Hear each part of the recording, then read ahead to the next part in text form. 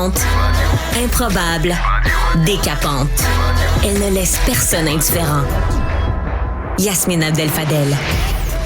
Un membre du Parlement britannique là, qui s'appelle Mohamed aurait été mis de côté pour être interrogé par des responsables d'Air Canada. Le problème, c'est que il venait avec une délégation, puis ça a été dénoncé à la Chambre des communes en Grande-Bretagne. Là, il a été mis de côté. On lui a posé des questions s'il était armé, s'il avait une arme à feu ou s'il avait une arme de poche. Et là, l'incident a été rapporté à la Chambre des communes. Puis là, il y a le président de la Chambre des communes qui s'appelle Clive Betts, qui qualifie l'incident de raciste et d'islamophobe. Je rappelle, c'est un député. C'est un député qui avait aussi un visa. Et les mêmes problématiques auraient été soulevées à Montréal et à son départ de Toronto. Et il a fallu que le consul général s'en mêle pour qu'il le laisse partir.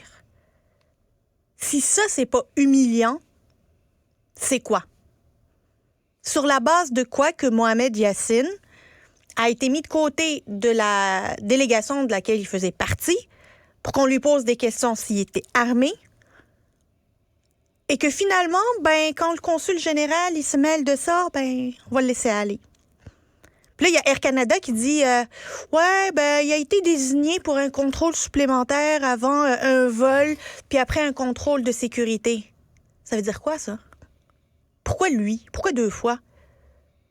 Puis là, qu'on nous explique, là, parce qu'il peut y avoir des réponses qui peuvent se tenir. Peut-être qu'il a un homonyme qui est sur une no-fly list, là.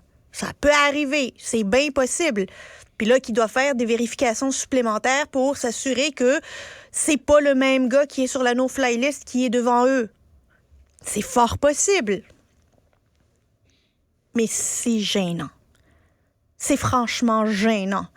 C'est gênant de la part de nos autorités. C'est gênant de la part d'Air Canada. Et c'est ce que vivent plusieurs musulmans qui doivent passer par un aéroport. Je vous le dis, là, cette fin de semaine, j'ai voyagé à l'intérieur du Canada. Je fais un vol Montréal-Calgary, Calgary-Montréal.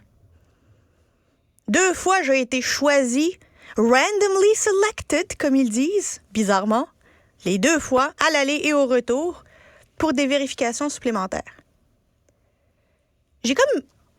On dirait que je porte la poisse. Moi, je suis toujours randomly selected. C'est bizarre. Je suis juste randomly selected à l'aéroport, mais pas à la loterie. Je pense que je vais écrire mon nom sur mon billet de loto. Je vais avoir plus de chances d'être pigée.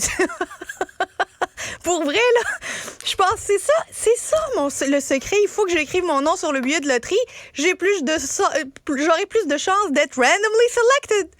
Quand je reviens des États-Unis, tout le bagage, t'as toujours le petit papier « You have been randomly selected ». Mais jamais randomly selected quand il y a quelque chose à gagner.